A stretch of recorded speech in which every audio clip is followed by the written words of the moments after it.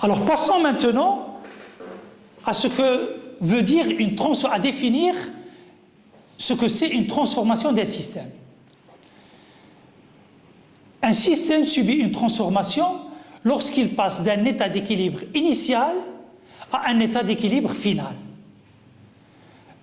Je rappelle qu'un état d'équilibre est bien défini grâce aux variables macroscopiques, par exemple dans le cas d'un gaz, pression, volume et température. Donc, à l'état initial, je connais pression, volume et température, s'il s'agit d'un gaz. L'état final, je connais également la pression, le volume et la température quand il s'agit d'un gaz. Entre les deux, je ne connais pas mes paramètres macroscopiques ne sont pas définis. Entre l'état d'équilibre initial et l'état d'équilibre final, on dira que le système évolue de l'état initial jusqu'à l'état final. Qu'appelle-t-on transformation infinitésimale? Une transformation sera dite infinitésimale si on passe de l'état A, l'état d'équilibre initial A, à l'état d'équilibre final A', infiniment voisin, tel que l'état A est défini par ses paramètres macroscopiques, ou ses variables macroscopiques P, V et T, et l'état d'équilibre initial avec f de P et de V de T égale à 0. L'état A' infiniment voisin, il est caractérisé par P plus dP, il est infiniment voisin, donc la pression a varié de P à P plus dP, le volume a varié de V plus dV et la température a varié de T plus dt dans le cas le plus général. Cet état-là, c'est l'état d'équilibre final avec F de P plus dP, V plus dV et T plus dt égale à 0. Donc, ça veut dire, ça caractérise l'équilibre. L'équation d'état à l'équilibre est vérifiée. Ce qui entraîne que dF, qui est tout simplement F de P plus dP, V plus dV, T plus dt moins F de P, VT, est égal à 0, puisque ça c'est égal à 0 et ça c'est égal à 0, donc le résultat est égal à 0. Or, dF, nous savons que c'est la différentielle de la fonction f qui dépend de P, de V et de T. Donc c'est aussi la dérivée partielle de f par rapport à P dP, plus la dérivée partielle de f par rapport à V dV, plus la dérivée partielle de f par rapport à T dt est égale à 0. Donc la différentielle de f est nulle pour une transformation infinitésimale. C'est la conclusion qu'on peut tirer, si vous voulez, de ce petit paragraphe. Alors passons maintenant à décrire et à expliquer ce que c'est une transformation réversible et une transformation irréversible. Alors commençons par les transformations réelles qui sont des transformations irréversibles. Alors je vais essayer d'expliquer ce que c'est une transformation irréversible en me basant sur la compression et la détente d'une masse de gaz, qui est mon système, un gaz. Je vais le comprimer dans un cylindre muni d'un piston qui coulisse sans frottement. Ce cylindre est placé dans un environnement, c'est-à-dire son milieu extérieur, de température constante égale à 20 degrés C et de pression constante égale à P1, la pression atmosphérique par exemple. À l'état 1, le gaz, c'est-à-dire l'état initial, le gaz est à l'équilibre thermodynamique. C'est l'état initial qui est caractérisé donc dans le plan PV par les coordonnées P1 et V1. Mon état initial, je connais la pression et je connais le volume. Donc le volume c'est V1, la pression c'est P1. Avec ces deux coordonnées dans le diagramme PV, je peux représenter, si vous voulez, ces deux coordonnées par le point 1. C'est un état d'équilibre, si vous voulez, bien identifié. Alors la transformation consiste à comprimer brutalement le gaz dans le cylindre. On peut utiliser par exemple un ensemble de 3 masses marquées identiques, par exemple 3 fois 1 kg, et les poser, si vous voulez, brutalement sur le cylindre. Alors, analysons cette transformation. Quand je pose brutalement les 3 masses sur le piston du cylindre, instantanément, le gaz va sentir le poids et donc la pression de ces masses, et sa pression va passer de P1 à P4 instantanément. Alors c'est ce que je représente ici, par, si vous voulez, ce trait rouge, cette première. La diminution du volume se fera à pression constante. La diminution du volume, le passage de V1 à V4, qui est le volume final de cette transformation, se fera à volume à pression constante, qui est P4. C'est la pression, si vous voulez, sentie par le gaz, si vous voulez, grâce à l'action du poids des trois masses. Lorsque le piston s'arrête définitivement, le volume est bien défini, c'est V4. L'état 4 est donc l'état d'équilibre final. Cette transformation est représentée dans le diagramme PV par le chemin rouge 1,4.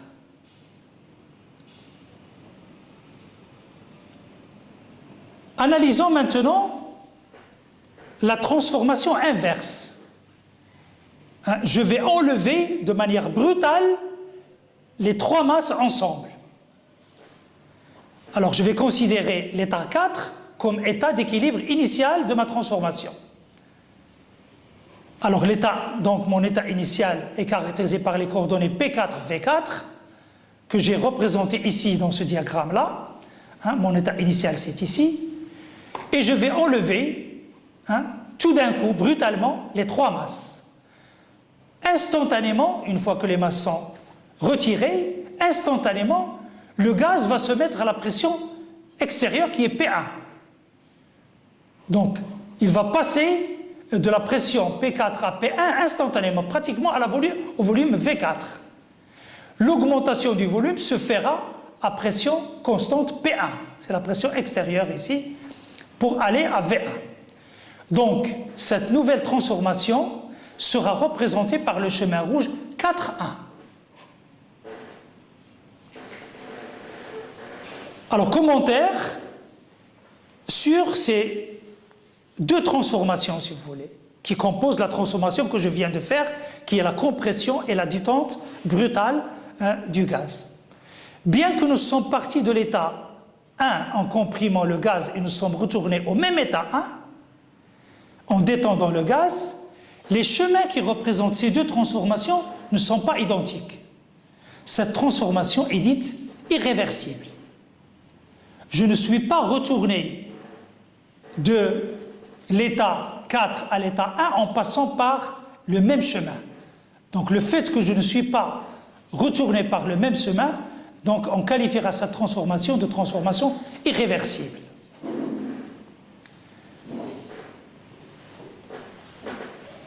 Étudions maintenant ce qu'on appelle une transformation quasi-statique.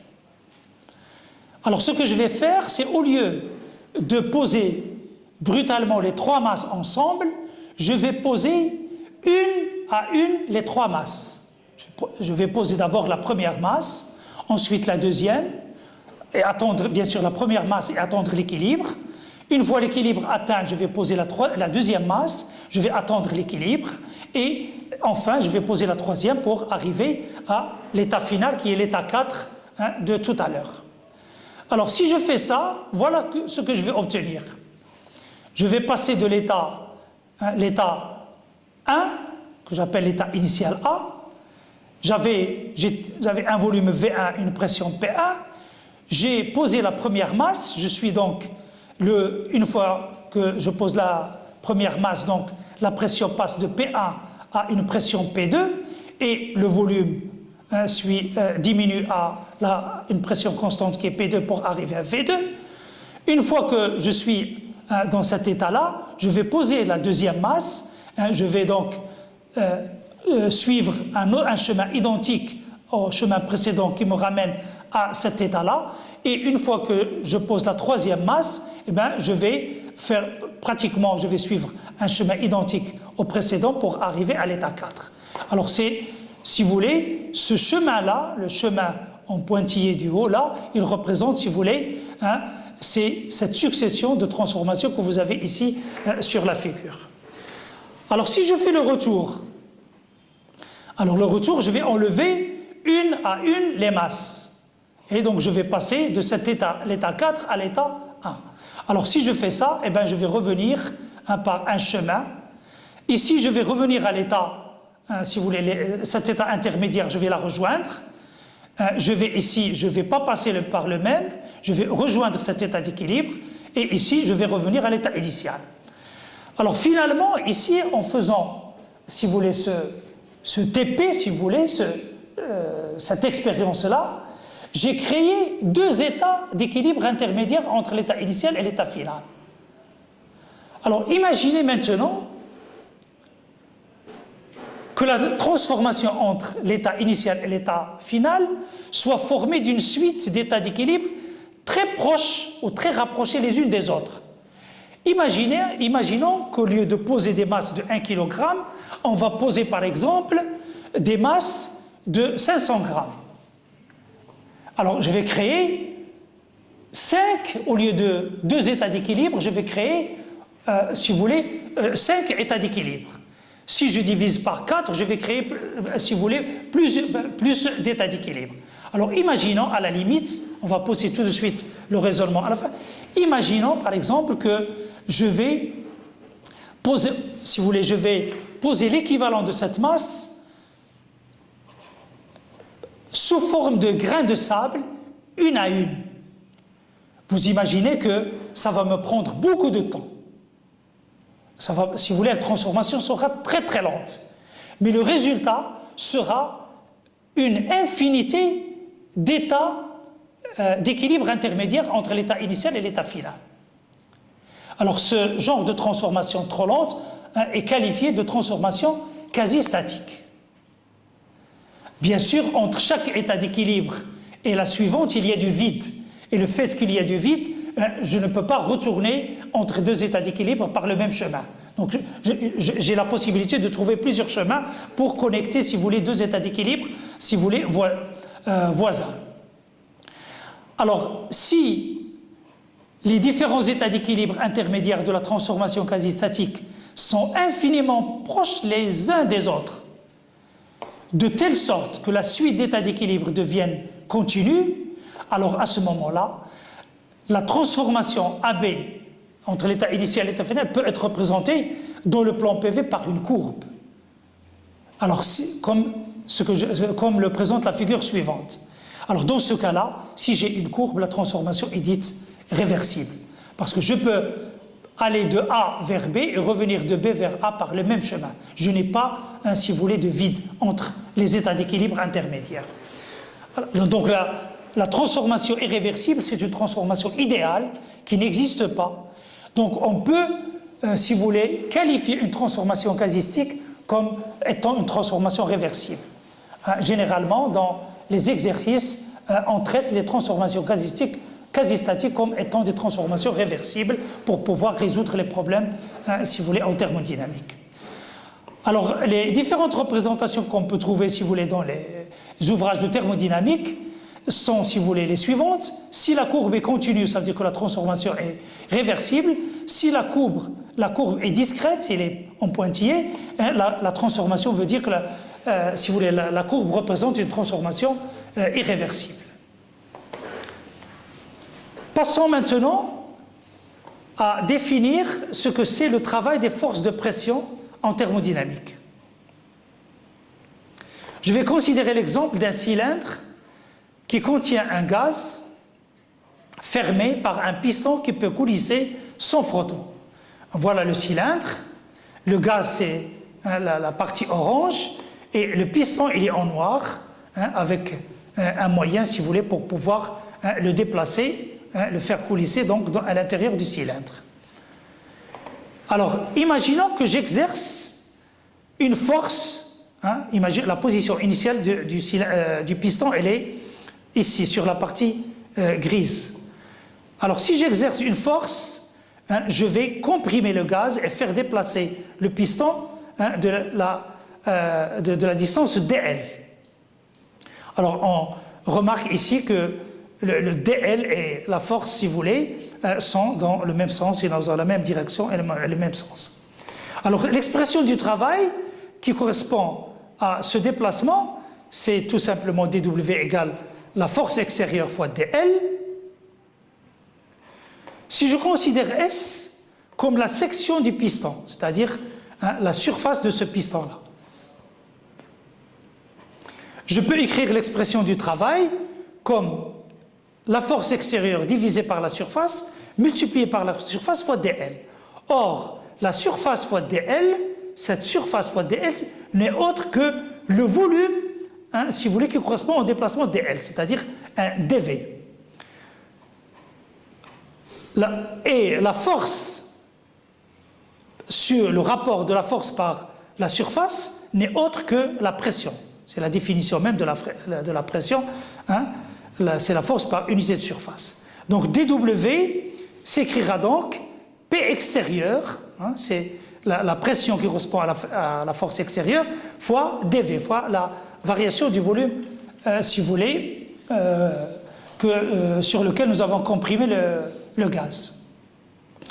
Donc nous avons une relation dW égale P extérieur dV. À ce niveau-là, je vais vous donner, si vous voulez, la convention de Sine en thermodynamique, qui veut dire que, tout simplement, que tout ce que reçoit un système est considéré comme positif. S'il reçoit du travail, ce travail sera positif, sera compté positif. S'il reçoit de la chaleur, cette chaleur sera comptée positive. Au contraire, s'il cède, s'il fournit à l'extérieur du travail, ce travail sera considéré comme négatif. Et s'il cède aussi une quantité de chaleur, cette quantité de chaleur sera considérée comme négative. Alors, si nous sommes d'accord sur cette convention de Sine, quelle est la conséquence et l'incidence sur l'expression du travail des forces de pression? Dans l'exemple étudié, le système a reçu du travail puisque nous avons comprimé le gaz. Donc dW est positif. Mais nous avons vu que dV est négatif. Nous avons comprimé le gaz. Et le volume final est plus petit que le volume initial. Donc dV est négatif. D'où la nécessité pour avoir donc un dW, puisque la pression est toujours positive, et pour avoir dW positif, la nécessité d'ajouter un signe moins pour tenir compte de cette convention. Le travail des forces de pression établi précédemment s'écrira alors dW égale moins P extérieur dV.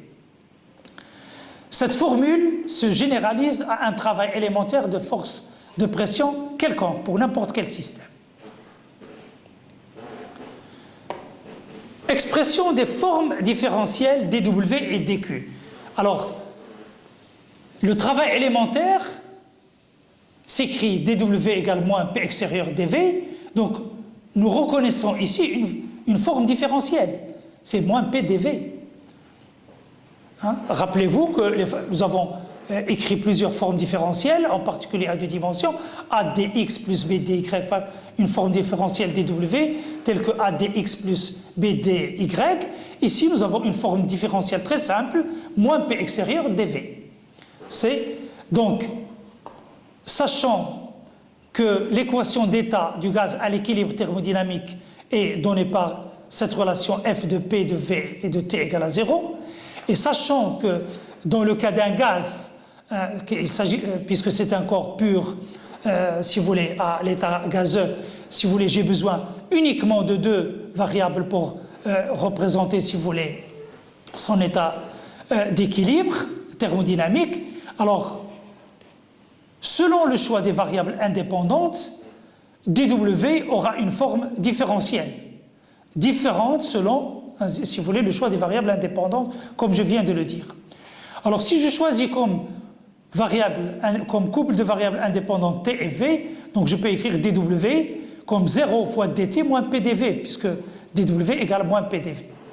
Si je choisis comme couple de variables indépendantes P et V, dW c'est 0 dP moins PdV. C'est la relation 2.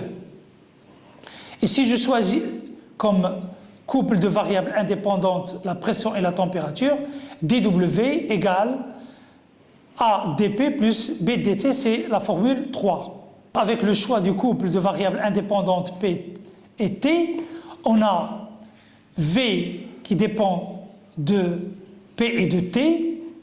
On peut écrire donc la différentielle de la variable v comme étant dv sur dp à t constant fois dp, plus dv sur dt à pression constante fois dt.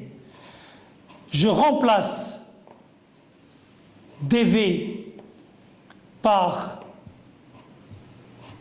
cette expression-là, je remplace le dv ici par cette expression-là, que je viens de calculer ici, d'exprimer ici. Donc dw égale moins p fois cette quantité-là, que je peux développer, c'est moins p dv sur dp à t constant fois dp, moins p dv sur dt à pression constante fois dt. L'identification de cette relation avec la relation 3 permet de déterminer donc les expressions des coefficients a et b de cette relation, c'est-à-dire a et b ici. Propriété du travail élémentaire. En général, dw n'est pas une différentielle totale exacte. Par conséquent, le travail effectué pour passer d'un état d'équilibre initial 1 à un état d'équilibre final 2 va dépendre du chemin suivi. Donc le travail fini W entre 1 et 2, qui est l'intégrale du travail élémentaire dW entre un état initial 1 et un état final 2, va dépendre du chemin, si vous voulez, que je vais considérer entre l'état initial et l'état final 1 et 2. Alors, exemple de transformation finie. Transformation correspondant à une détente d'un gaz dans le vide.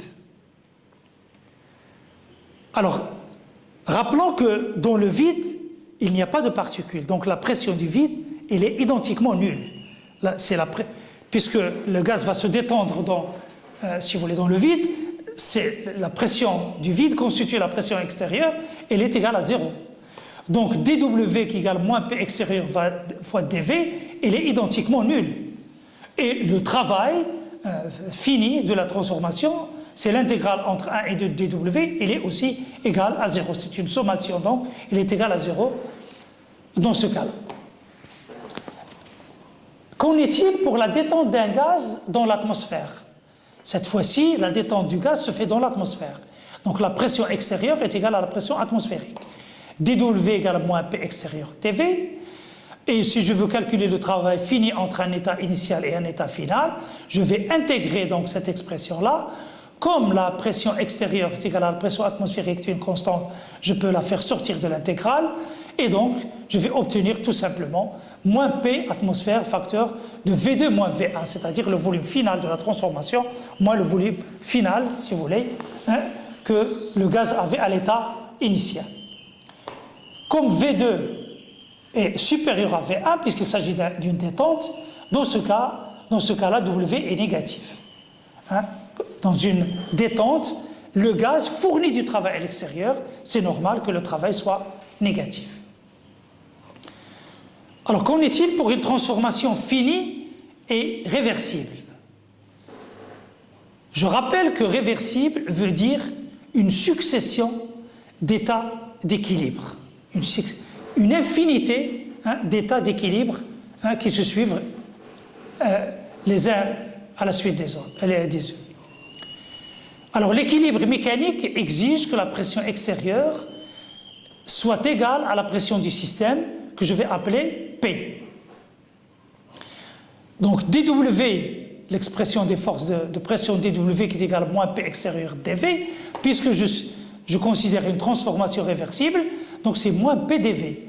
Le P ici, c'est à la fois la pression extérieure, c'est la pression du système.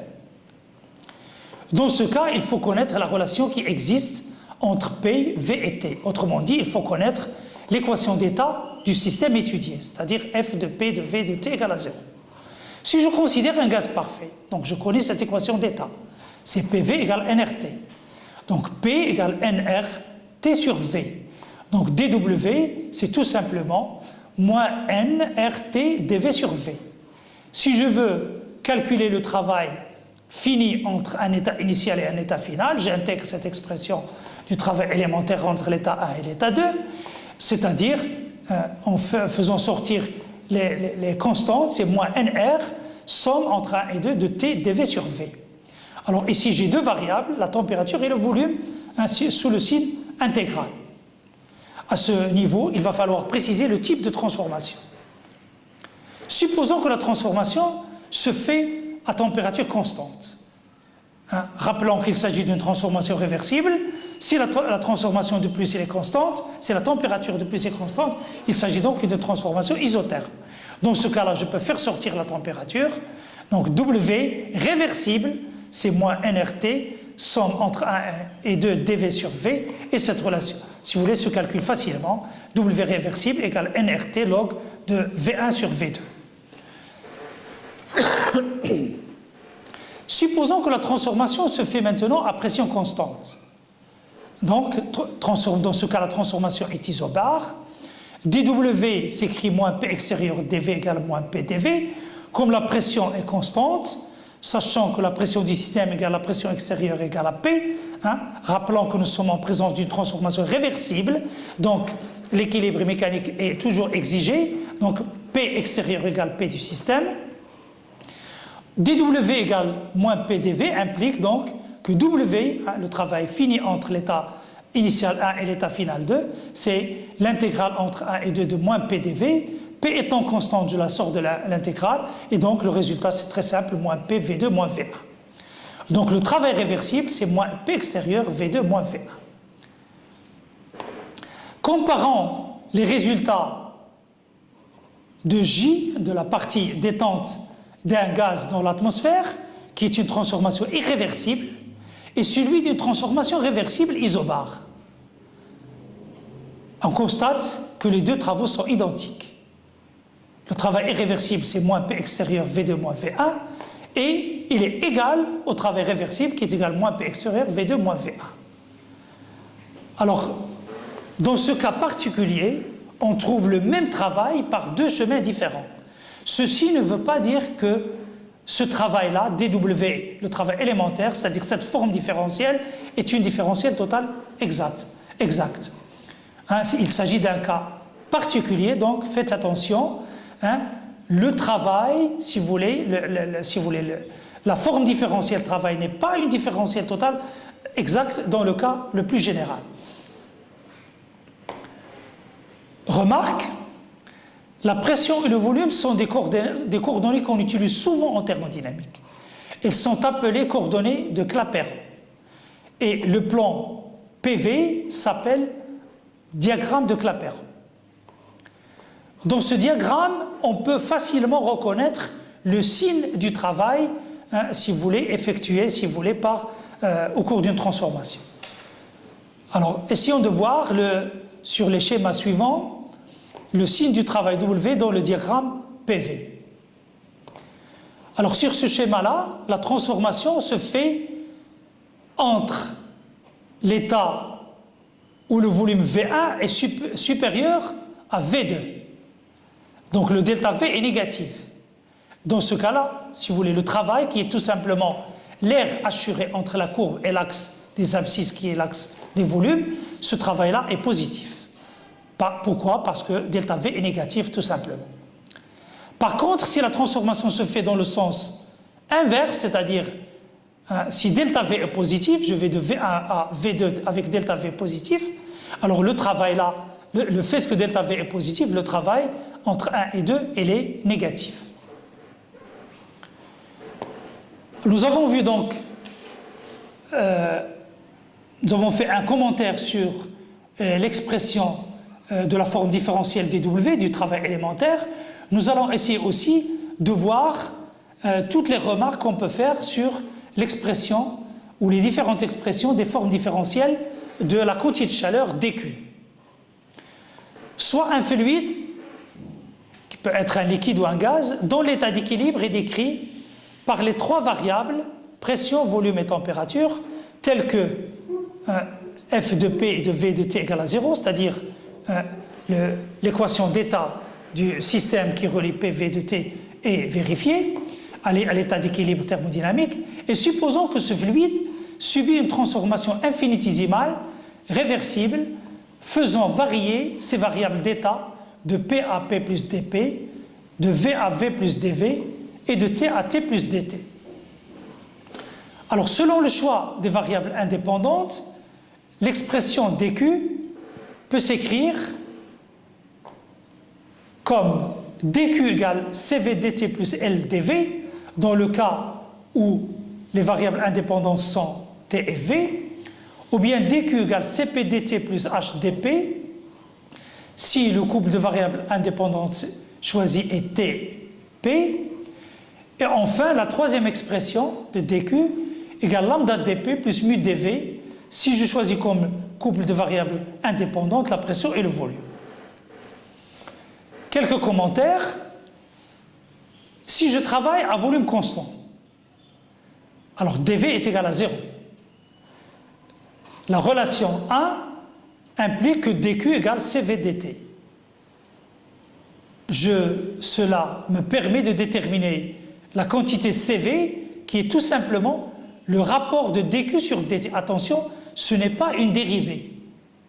C'est un rapport de la forme différentielle dQ sur la différentielle dt.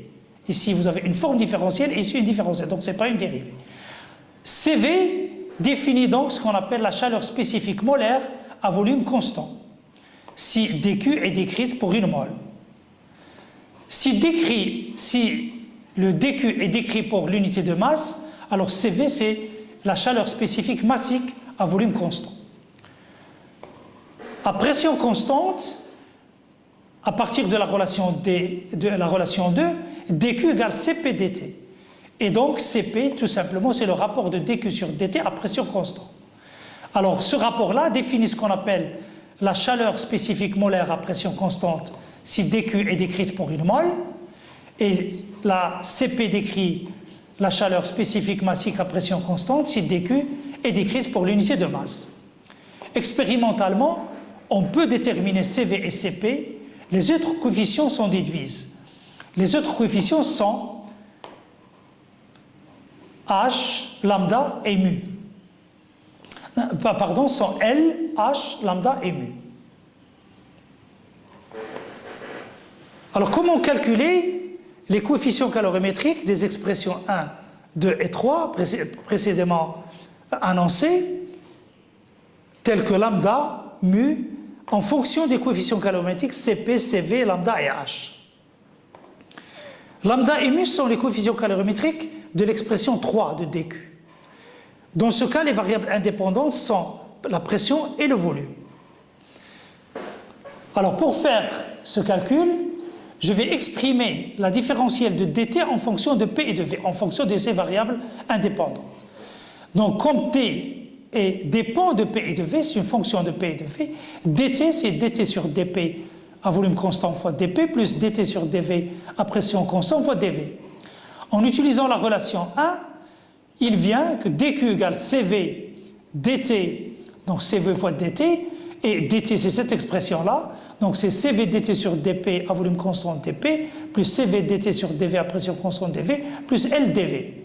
Je vais regrouper, si vous voulez, les termes qui contiennent la différentielle dV, et donc j'obtiens dQ égale CV dt sur dP dP plus L plus CV dt sur dV à pression constante fois dV. Après identification avec l'expression dQ égale lambda d plus mu dV, donc je peux dire que lambda c'est tout simplement CV dt sur dP à volume constant, et mu c'est tout simplement L plus CV dt sur dV à pression constante. Le même raisonnement avec le choix des variables t et p permet d'établir l'expression de mu et l'expression de lambda en fonction de Cp et des dérivées partielles de t par rapport à V et par rapport à P, comme le montrent les relations suivantes. Remarque, Cp et Cv dépendent très peu de la pression. C'est surtout la variation avec la température qui est importante. Donc Cp généralement dépend de la température, comme Cv dépend de la température également. Pour les solides, on ne distingue pas entre Cp et Cv. Comme pour le travail, W, la quantité de chaleur dépend du chemin suivi pour une transformation finie. Donc dQ n'est pas une différentielle totale dans le cas le plus général. Alors, passons en revue quelques transformations particulières. Considérons la transformation telle que dW égale à 0. Donc le travail élémentaire, le travail mécanique, il est nul. Or, l'expression des forces de pression me permet d'écrire dW égale moins PdV moins P extérieur dV égale à 0. La pression étant non nulle, étant différente de 0, ceci montre que le dV égale à 0, c'est-à-dire que la pression se fasse à volume constant. W donc, hein, c'est le travail, si vous voulez, fini, c'est l'intégrale de dW est égale à 0. Une transformation qui ne met en jeu aucun travail, donc travail nul, est une transformation isochore, qui se fait à volume constant. Autrement dit, si le volume du système reste inchangé, ça veut dire qu'il n'échange aucun travail mécanique avec l'extérieur. Deuxième type de transformation particulière, c'est la transformation telle que dQ égale à 0 et par conséquent Q égale à 0. C'est-à-dire qu'il n'y a pas d'échange de chaleur entre le système et le milieu extérieur. Les transformations telles que dQ égale à 0, Q égale à 0 sont appelées des transformations adiabatiques. Pour réaliser de telles transformations, il faut isoler le système de l'extérieur en utilisant par exemple des parois non conductrices de la chaleur telles que le bois ou le liège. On parle alors de parois adiabatiques. Si au contraire la paroi permet l'échange de la chaleur entre le système et le milieu extérieur, on l'appelle paroi diatherme ou paroi diathermale. Considérons maintenant la transformation adiabatique réversible d'un gaz parfait. Alors remarquez que si vous voulez que chaque mot de ce titre a un sens. Transformation, nous savons ce que c'est. Adiabatique, nous savons ce que c'est. Pas d'échange entre le système et le milieu extérieur. Réversible, ça veut dire que entre l'état initial et l'état final, il y a une succession, si vous voulez, continue d'états d'équilibre, et il s'agit d'un gaz parfait, c'est-à-dire que je connais son équation d'état, qui est égale PV égale nRT. Je considère, pour mon raisonnement, si vous voulez, une mole d'un gaz parfait, donc je vais écrire l'équation d'état PV égale RT, et soit je considère la forme différentielle de la quantité de chaleur dQ égale lambda dP plus mu dV, avec lambda égale CV dt sur dP à volume constant, et mu égale Cp dt sur dV à pression constante, précédemment trouvée. Alors la transformation étant adiabatique, donc dQ égale à 0.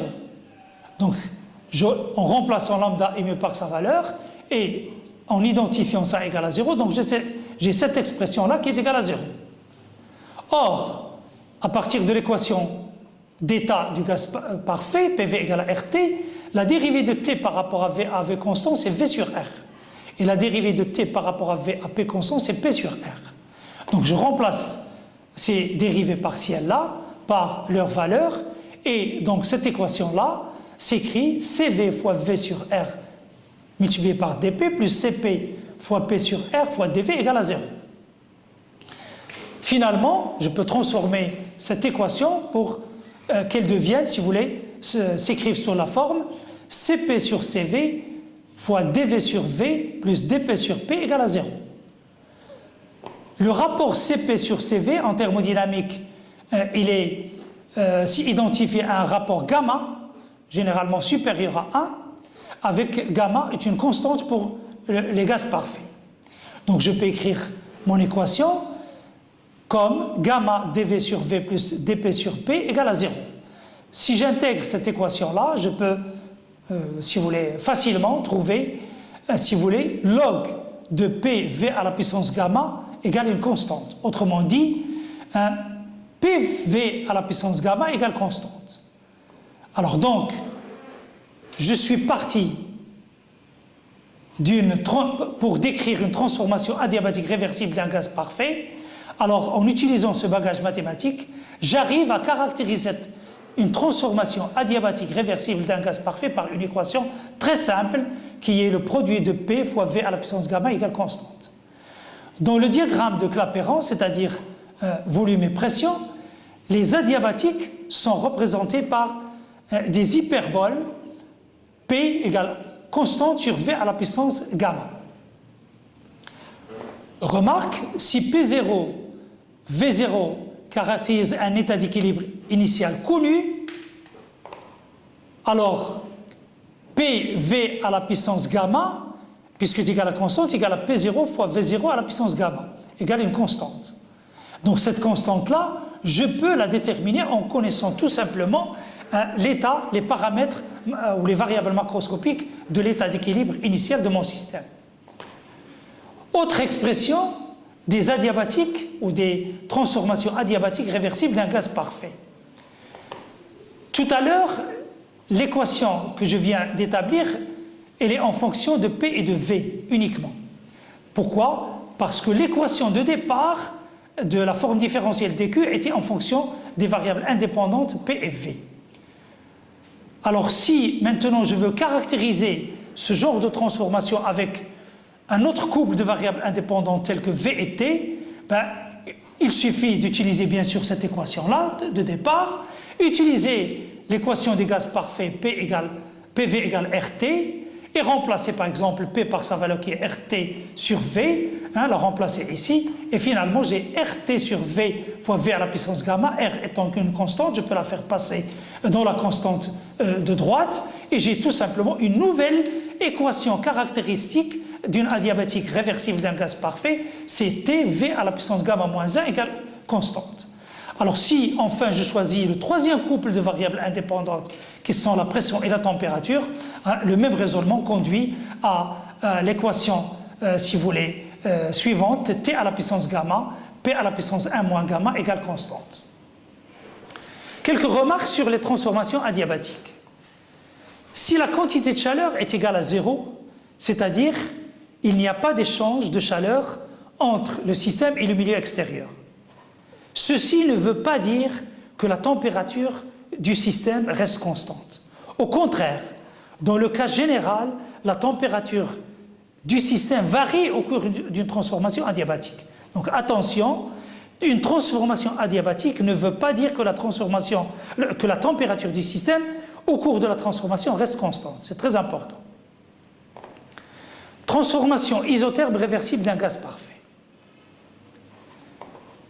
Notez bien qu'une transformation isotherme, c'est une transformation qui se fait à température constante. Comme la température n'est définie que dans un état d'équilibre thermique, la transformation isotherme est constituée d'une succession d'états d'équilibre thermique. C'est donc une transformation quasi statique et donc on peut l'assimiler à une transformation réversible. Remarque, une adiabatique réversible est représentée par l'équation caractéristique PV gamma égale constante, et une isotherme réversible est représentée par l'équation PV égale constante, puisque T est une constante, donc PV, R fois constante égale constante. Dans les deux cas, on a dans le plan PV des hyperboles. Donc, une adiabatique réversible d'un gaz parfait est représentée par une hyperbole, P varie comme 1 sur V à la puissance gamma, avec gamma supérieur à 1, et une isotherme réversible est représentée par une hyperbole, P variant comme 1 sur V, tout simplement à la puissance 1, si vous voulez. Donc les deux courbes sont des hyperboles. Comment distinguer entre la courbe d'une adiabatique réversible, d'un gaz parfait, et une isotherme réversible d'un gaz parfait représentée sur le même diagramme? La réponse nous est accessible en comparant les pentes des deux courbes en un point A qui leur est commun, que nous caractérisons ce point commun, que nous pouvons caractériser par les coordonnées V0 et P0 par exemple. En effet, pour une adiabatique réversible d'un gaz parfait, PV gamma égale constante, ce qui implique que gamma dV sur V plus dP sur P égale à 0. Ça veut dire que dP sur V égale moins gamma P sur V. Donc au point A, la dérivée de P par rapport à V, c'est moins gamma P0 sur V0. P0 sur V est une constante, donc multiplié par moins gamma, donc j'ai une valeur ici bien déterminée. Pour une isotherme réversible, j'ai PV gamma égale constante, donc dV sur V plus dP sur P égale à 0, ce qui implique que la dérivée de P par rapport à V égale moins P sur V. Donc au point A de coordonnées V0, P0, dP sur V c'est égal moins P0 sur V0. Autrement dit, moins 1 fois P0 sur V0, et ici, moins gamma P0 sur V0. Donc on remarque que les deux pentes sont négatives, hein, c'est moins, mais en valeur absolue, la pente de l'adiabatique est plus importante que celle de l'isotherme, puisque gamma est supérieur à 1. Donc les deux pentes sont négatives, mais la pente la plus raide, c'est celle de l'adiabatique réversible. Alors, illustration. Alors ici, j'ai en rouge une première isotherme à 400K, deuxième isotherme à 200K, et j'ai une adiabatique, c'est la courbe bleue. Donc on voit bien, par exemple, en ce point-là, la pente de l'adiabatique est plus importante que la pente rouge de l'isotherme. La même chose ici, la pente de l'adiabatique est plus importante que celle de l'isotherme.